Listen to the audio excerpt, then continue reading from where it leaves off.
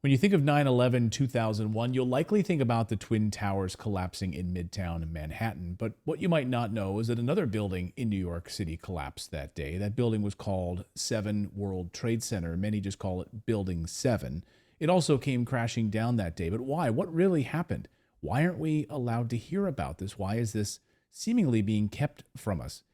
One man is aiming to change all of that, a man who was there that day in Manhattan, Ted Walter. He's the executive director of the International Center for 9/11 Studies, who has dedicated his life to helping get answers for the families of the events of 9/11.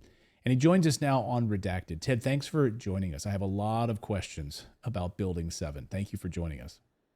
Thank you, Clayton. It's an honor to be with you. And I applaud you for taking a good look at this issue. Well, I think, it's interesting. We have so many of our viewers are always bringing this up, this question. And I've wanted to do a dedicated show on this question for a long time and have promised my audience about it. It's something I'm deeply fascinated by on a whole host of levels. We'll get into all of like the nitty gritty details on this. But first, I just want to understand from you, why did you decide to dig for answers overall for the families of the 9/11 victims? Why did you want to dedicate big portion of your life to this? Yeah, so I moved to New York City 2 weeks before 9/11. I was just starting college there at NYU. And the day of 9/11 was actually my first real day of classes. And I think it was, 15 minutes into my first class when the North Tower was struck. And so 9/11 was really a part of my introduction to the city and really colored my experience there, living all the years that I lived there in my most formative years.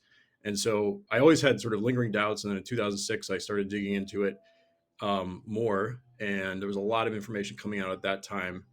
And, in the space of a few weeks of studying it deeply, I came to the conclusion that Building 7, as well as the Twin Towers, had been brought down by controlled demolition.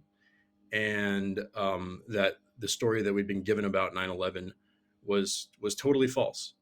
And a lot of people react in different ways when they come to that conclusion. And for me, I was, I couldn't help it. I couldn't tolerate that this huge lie, this huge deception was had been perpetrated and was sort of dictating so much of our, the way that our society is organized, our policies, just culturally, it had a profound impact, obviously. And so I just, I ever since then, I've had this burning desire to try to correct the record on what happened that day, to try to help steer the direction of our country, or in a different direction, in a more positive direction, get us away from the policies, the permanent war that's been perpetuated since. And over the years, I've grown very close to many 9/11 family members who have been involved in the same struggle. And to this day, almost 22 years later, are still trying to expose the full truth about what happened to their loved ones, and to get justice and to get answers, and to try to ensure that something like this never happens again. So it's just a deep, sort of profound spiritual drive to correct the record on this, and live in a society that is not governed by such a profound deception and lie. Well, thank you for that.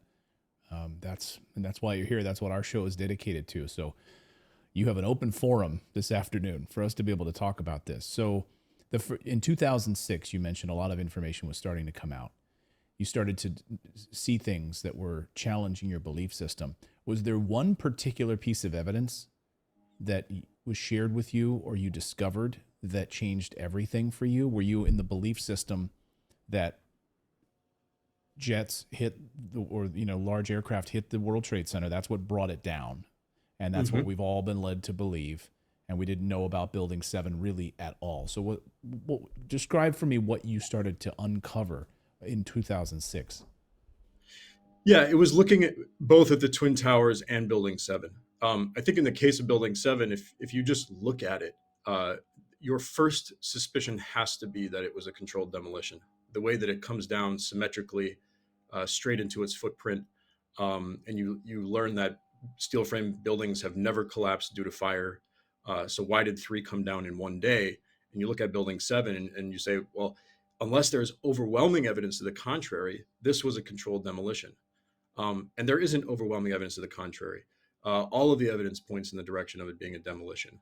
The some of the most like rock solid evidence relating to Building 7 and the Twin Towers is the evidence of extremely high temperatures during the destruction of these buildings.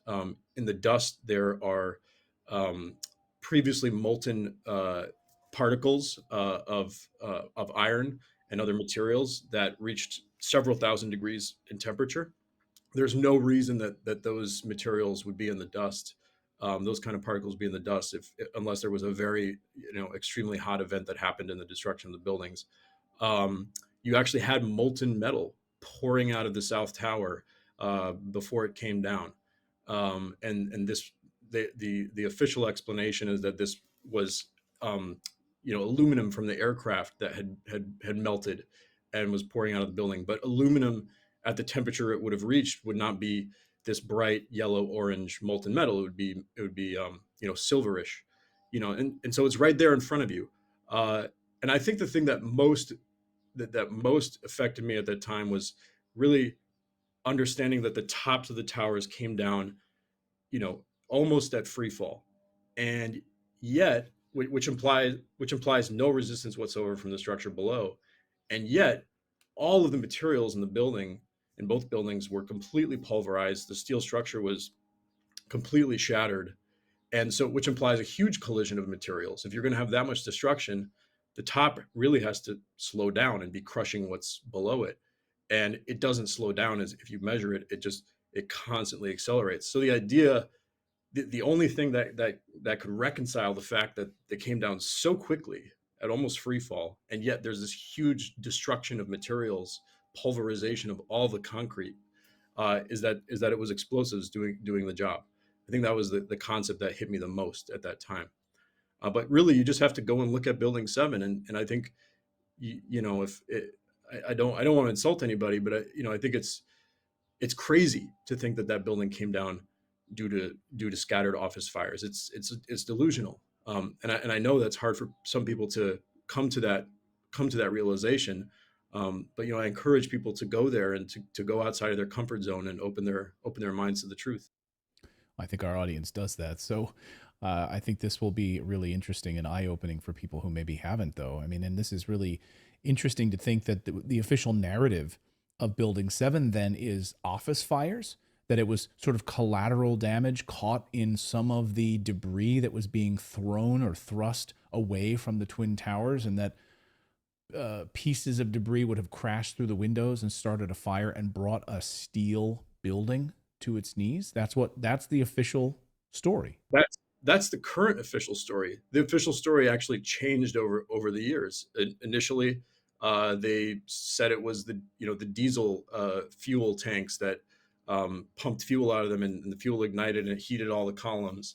Then the story changed to that it was probably the structural damage from the steel of the North Tower hitting Building 7, and then finally they settled on no, it was just normal office fires that were ignited but when the debris from the North Tower hit the building. So the story's changed over the years. The story is, it's far fetched in the extreme.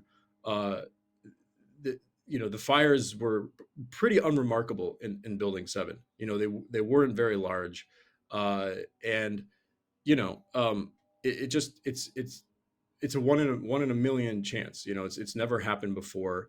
And then when you dig into the details of the story, at every single step of the way, the phenomena, the structural behavior that they describe, that they allege happened, couldn't actually happen. There's like a solid engineering or scientific reason why each step of the way their story doesn't make any sense.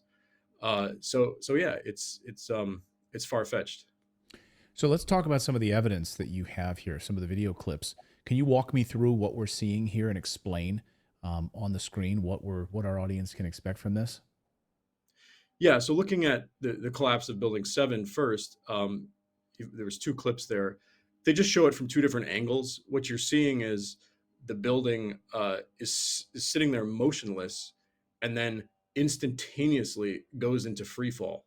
There's not even a transition. And this is some colleagues of mine and I just wrote a paper on this that's going to be published next week in the Journal of 9/11 Studies, on our website. but the building just instantaneously goes into free fall, symmetrically into its footprint. It's in free fall for about 2.5 seconds or 100 feet. Imagine standing near a building that's 47 stories high, and it just suddenly goes into free fall like a bowling ball and just drops 100 feet. That's what you're looking. Without any sort of rumbling from an earthquake or something, some sort of alert alarm that this or a jet hitting the building or anything. It just Anything. collapses. It just It just collapses. it just collapses like a snap of a finger. Now they have this elaborate story about how one column on one side of the building buckled due to some local structural failures, and that set off this chain reaction. But if you and you do see that in the beginning of one of the clips that I showed you, you see the top penthouse in the building falling into the building about 8 seconds before the rest of the building suddenly goes into free fall. And the official story says that that's caused by this one column failing, which caused that penthouse to fall. And then you get this chain reaction of all the other columns starting to fail, first in the core and then in the exterior. But if you had all that happening, you would see a tremendous amount of deformation on the outside of the building. You would see all this stuff happening. And if you look at their computer models, it's a sort of a combobulated mess of columns failing. And if you look at the video, there's nothing happening. It's motionless, and then it goes into free fall. And if you had a chain reaction of structural failures, you'd see sort of one part of the building start to fall first, start to like cave in first, and then the other part, and then it would sort of like in a very uncontrolled, messy way might start to tilt or whatever. But the idea that just comes straight down is clear cut evidence that all the columns were removed at the same time. As to that upper penthouse, we believe, and I think the evidence, the observational evidence shows that the column that was below the columns that were below that penthouse must have been cut high up in the building for the penthouse to come down first, and then 7-8 seconds later they took out the rest of the columns. So that penthouse coming down first was about sort of controlling the fall of the penthouse, so that it didn't fall sort of outside of the building's footprint. If you look at the whole process, it's an incredibly clean process, and you're just not going to get that from a natural building collapse. I want to get into the why in a minute, but I want to go through some more of these videos and some of this evidence here. So, among the other clips that you provide here, can you walk me through what else we see? Yeah, so I wanted to share with you a couple of clips of that just showing the foreknowledge that Building 7 was going to come down. There's actually many clips, and there's many types of evidence and documentation of people saying, "Oh, this building is going to come down. We know this building is going to come down." I sent you a couple of clips. One was recorded by the CNN crew that was there, and they're walking backwards from the building, and somebody says, "Keep your eye on that building. It's going to come down soon." The CNN cameraman says, "The building is about to blow up. Move it back." Keep your eye on that building. It'll be coming down. Closer to the building, it was almost like nighttime. What was left of the building was a fiery hulk.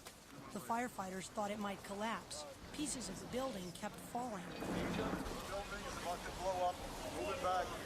Rescue workers pushed people away from the scene.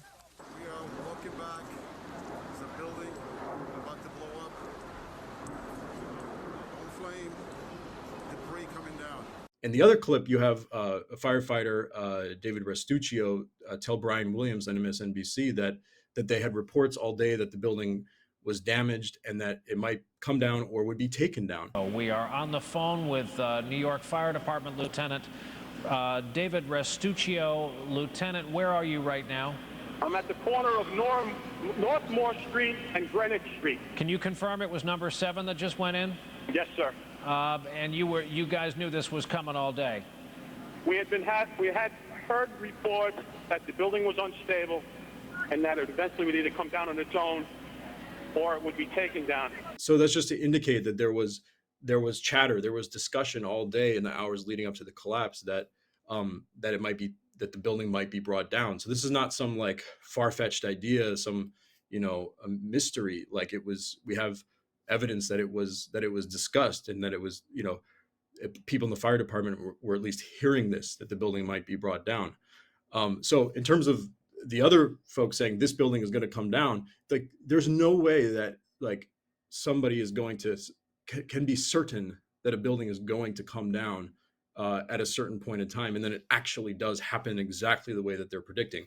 The city officials started saying as early as 11 a.m., 11:30 in the morning, just an hour and a half after the Twin Towers went down, that Building 7 was going to come down, and they were saying it with certainty, 5, 6 hours in advance.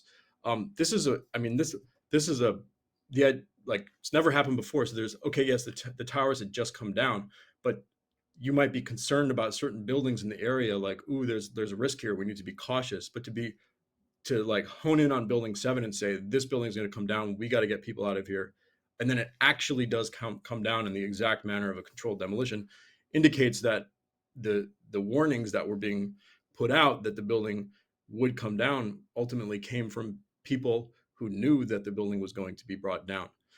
You then fast forward to like a month after, and you see reports in the New York Times saying engineers are baffled by the collapse of Building 7. They can't explain it. They're stunned. And even 6 years later, the people at the National Institute of Standards and Technology investigating the collapse said we've had trouble getting a handle on Building 7. They were investigating it for like 4 years, and they're still having trouble getting a handle on it. And yet all of the officials at the scene on the day of 9/11 knew that it was going to happen. That doesn't make sense. Right. And how does a CNN crew know that it's going to happen? You have other eyewitnesses. In fact, my office mate, my coworker, Rick Leventhal, was there, and he was interviewing at the time, if memory serves, and you can speak to this, he was interviewing an eyewitness, a cameraman from Fox News, who was there, who lived in the neighborhood and spoke about Building 7. Do you know about this clip? Do you know about this Rick Leventhal interaction? I actually don't. I would love to see that clip.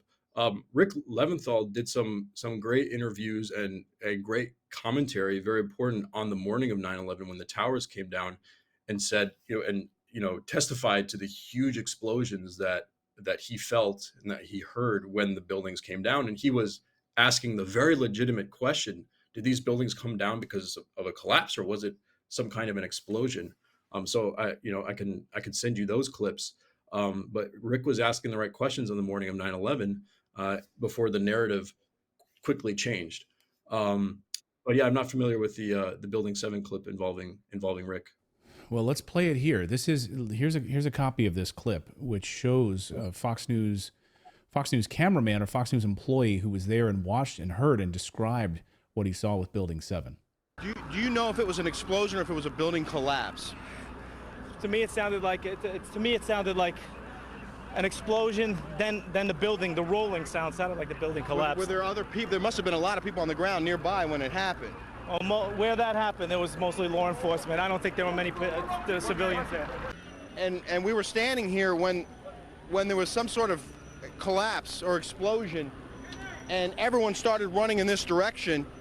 When the building did collapse or whatever it was that happened, it was a huge explosion, a huge rumbling cloud of smoke and fire came across Church Street and then started billowing this way, and all we saw was people running in this direction. Everyone, law enforcement, people, a woman pushing a baby carriage. This is actually, we believe, debris from one of the planes that hit one of the towers on the World Trade Center. The FBI is here, as you can see. They had roped this area off. They were taking photographs and securing this area just prior to that huge explosion that we all heard and felt. It is compelling to hear that there are eyewitnesses who are saying they heard an explosion, almost like a controlled demolition of this building coming down. So, which brings us to the question, well, why did it happen this way, and who was involved? If CNN was aware of it, if other people were aware of it, they knew that this building was coming down, why were they read in on it? Why were these people told that this was going to happen? And then why did it happen this way? The official narrative is, of course, that terrorists struck these buildings, and that's why we launched a never-ending war, which we know the outcome of that, and the military-industrial complex piece of this. You can piece that together for yourselves. But why that official narrative, and then why did this happen this way? Can you talk to that? Yeah, as far as members of the media being down there and being told, I think that they knew that they wanted to get people away from the building because they knew that it was going to be brought down, whoever that was. And so that definitely involved the media, who was there. So they were just being told, get away. This building's going to come down. And if it was somebody a little more in the know, they might have said somebody's going to bring this down, or we know it's going to come down, or they might have heard explosions. So like, it's not as if I'm claiming that CNN was sort of in on the conspiracy, or the BBC was in on it, or MSNBC, all these different news outlets that were reporting it before it happened. And there is the BBC, as you may be aware, as your viewers may be aware, actually reported the collapse having occurred 23 minutes before it did. So there was this, the certain foreknowledge that officials on the scene had, sort of mutated into the media reporting it, saying it's going to happen.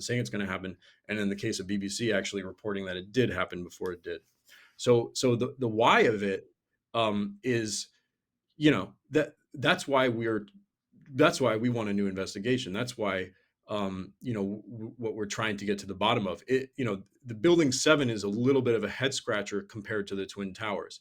Why did they bring it down? People have speculated that it was that the 9/11 operation was planned and coordinated from building 7, because you had so many offices there of the Secret Service, the CIA, the FBI. You had on the 23rd floor, you had the Emergency Operations Center of the city of New York, the Office of Emergency Management.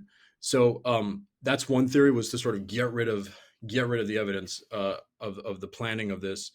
The SEC had an office in that building, and so there was a speculation that it was done to get rid of records, files that the SEC was holding, perhaps relating to the WorldCom or the Enron investigations.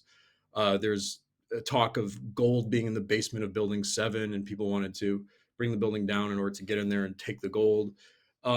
There's sort of, you might say that there's an insurance motive, bring down the building and get an insurance payout and build a much nicer building there. These are all ideas that have been, floating around for a long time. I don't know. I personally don't know.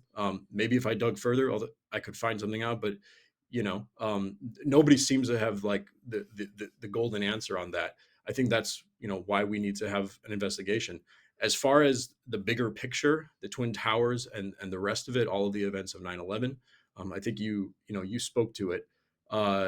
This sadly was a false flag attack that was meant to, in my view, initiate the war on terror and provide a pretext for the invasion of Afghanistan, for the invasion of Iraq, and for all of the wars, almost all the wars that our country has fought since 2001. And why bring down the towers? Was it to go would planes hitting the buildings not be enough to sort of shake the American public into supporting aggressive foreign policy, revenge? I guess whoever planned this thought that bringing down the towers, and this is again speculation, but whoever planned this thought that bringing down the towers would create just so much more shock and awe and really galvanize the public into supporting the war on terror and the fight against Al Qaeda, et cetera. And perhaps there was converging motives as well. People have talked about financial crimes, heists that were taking place inside the the towers during the hour that that the event was taking place at the World Trade Center. People have talked about the insurance payouts that Larry Silverstein received to then rebuild at the site. I'm not saying that that's a motive. I don't know, but I would like to get to the bottom of it, and I think we all deserve that. And this was a turning point in our history.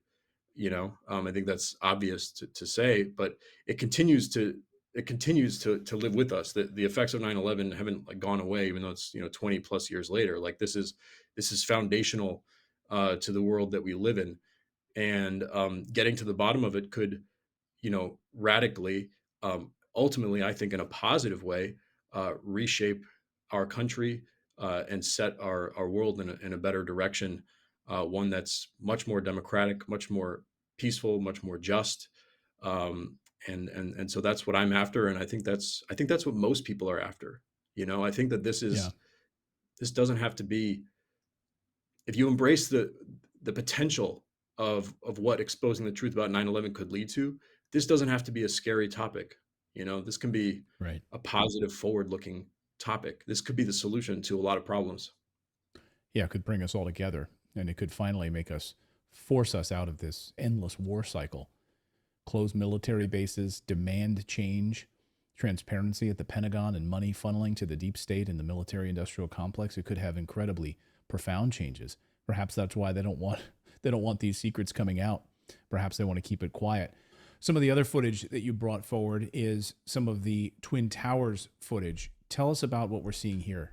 Yeah. So first of all, this is video footage of the North Tower coming down, sort of straight on, and you can see these massive, what I'm just going to call explosions, shooting out symmetrically from both sides. You know, we are told by the official story and by outlets like Popular Mechanics that this is just air pressure from the top of the building compressing and pushing air outwards. But I mean, I think you would just have to use your common sense, you know, and a little bit of critical thinking, and see, admit to yourself that what you're looking at are just massive explosions, ripping apart the building. You also will see in this footage that the top of the building is already gone. Where's the top of the building? Like you don't have an upper section that's coming down and just crushing floor by floor what's below it. The building, the top of the building has already disintegrated. It's powder and pieces of steel by this point. There's not a single photo or video of the destruction of the towers that shows the top of the building, you know, after the first 2 or 3 seconds. The top of the building was actually the first thing to go. And that's really, really interesting point, because if you have you have this tower, the top of it, if we're led to believe that the middle is where all of the sort of molten metal occurred because of the intense heat from where these aircraft had hit, that you would think you would see the middle just sort of dissolving Jenga style, and you would see the top going down, and we'd see pieces of it falling like a broken tower, like broken in half, but instead it's missing. Yeah, you will see it for the first 2 seconds or so, the top going down, but yeah, it then disappears in this dust cloud, and you don't see it doing anything else. If you really look closely, there's some video where you can see that what's actually happening when the top starts to go down, it's not crushing the structure below it. It's actually itself being destroyed. The lower part of the top is being destroyed. Oh, Right. so that's why you don't see it. It itself is just like the rest of it in this controlled explosion piece.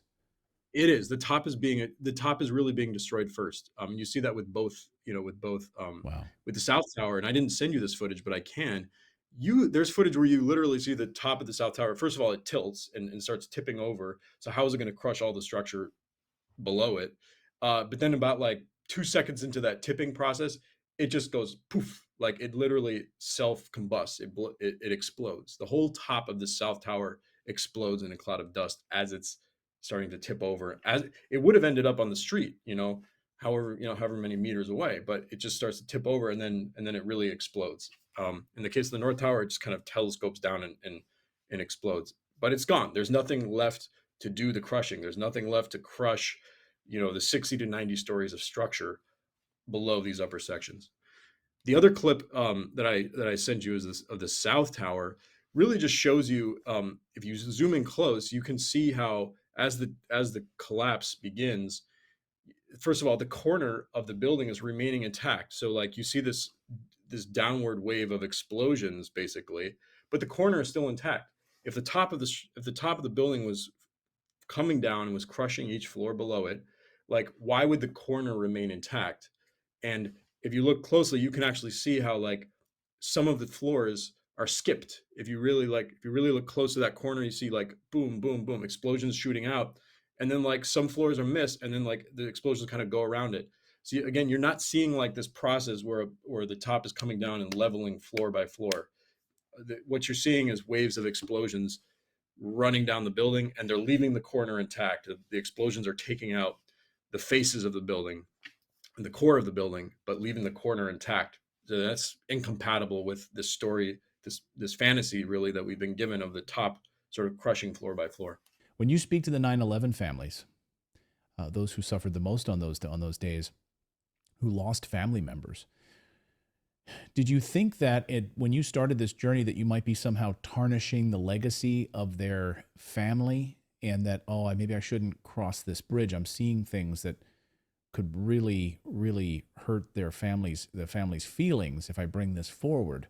Or were you surprised because, as you mentioned at the beginning, many of these families are providing you with evidence and coming forward and want the same sort of answers? I'm curious what their response has been with this. Well, first of all, the 9/11 families are not a monolith. There's a lot of families out there who accept the official account of what happened on 9/11, who maybe have a deep emotional connection to the official account. But I think by and large, most 9/11 families, you know that something is wrong. A lot have focused their efforts on the likely involvement of Saudi Arabia and Saudi officials in the attacks. And for my own 2 cents, Saudi Arabia was very much likely involved in sort of managing the alleged hijackers to frame them as patsies. But I think that the families, by and large, they want the truth, and like it will be for all of us, for so many of us, as the truth comes out, it can be painful. But I think most families, all families in a sense, want the truth, and many of them, they've been the driving force behind the 9/11 truth movement. Whether it's the Jersey girls who were responsible for getting the 9/11 Commission started, or so many other families who've come forward in subsequent years to participate at events, participate in campaigns. There's dozens and dozens and dozens who've spoken out, and particularly on the issue of the buildings being brought down by demolition. And so they support this. And I know that there's families who might be hurt by this, and I'm sorry for that. I really am. Like I really sympathize with their pain.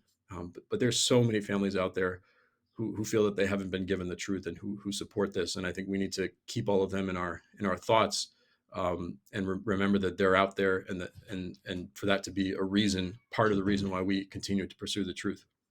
Now, we talked about some of the why. I guess really the heart of it is the who. Who is responsible for this? And of course, as the reports are a number of weeks ago, at least 2 9/11 hijackers were recruited into a joint CIA Saudi intelligence operation. This, of course, Kit Clarenberg reporting these bombshell filings at the Gray Zone. You can read those there as well. And this was a lead investigator in the Office of Military Commissions, which was overseeing the 9/11 defendants. So the CIA involved in the recruitment of Saudi, in the part of the Saudi operation. We know that that's part of this now. So do you have any clarity, any ideas on who specifically? Where does this go? Is this an intelligence state, deep state run operation? I think it is. Yes, I think that's clear. Now I can't name names. I don't know. For sure, and I like sticking to what I know, and not maybes. But I think that you have to suspect, and you have to investigate the possibility that members of the Bush administration were involved in this, that personnel in the Pentagon, and in the various intelligence agencies of the U.S., and possibly intelligence agencies of other countries as well, some of the closest allies of the U.S., Saudi Arabia being one of those. And Saudi Arabia, I think this whole area, which has been well investigated by the 9/11 families as well as many others, points to the alleged hijackers receiving lots of assistance from Saudi officials, from the Saudi intelligence apparatus, and the role that the Saudis played, was to put these patsies in place. I think, unfortunately, a lot of the discussion in the mainstream, and even in some alternative media, sort of ends there, and it just sort of assumes maybe, oh, the Saudis, they were actually, double crossing us. They're not really our friends. They wanted to attack us. And, I think it's time for people to go further, and realize, that why would Saudi officials it doesn't really make sense. It's a silly narrative when you think about it. Um, the obvious story here is that, certain Saudi officials, Saudi intelligence operatives, were a piece of a much larger operation, which was this entire false flag attack. So yeah. Well, Ted, I could talk to you for hours about this. but I want to be respectful of your time and the work that you're doing on this. Where can people learn more about this investigation and the progress to get to the bottom of it? Yeah, so the organization is called the International Center for 9/11 Justice. We just relaunched it. You mentioned the International Center for 9/11 Studies. That was formerly the name of the organization. So our website is ic911.org. Again, that's five letters, ic911.org. And we one of our partners is the Journal of 9/11 Studies. So much of the best literature, the best papers that have been produced about 9/11, especially about the destruction of the buildings, but also other important aspects you can find there in the Journal of 9/11 Studies, as well as the Toronto report, which is the Toronto hearings were held in the 10th anniversary of 9/11, and our organization organized and hosted them. And so that report, which features much of the best research that had been done up to the 10-year point, is there on our website, and a myriad of videos and other papers and articles and so on. So ic911.org, you can find pretty much everything that you need to there. Of course, there's so much information out there, but it's a really good starting point. And we are partnering with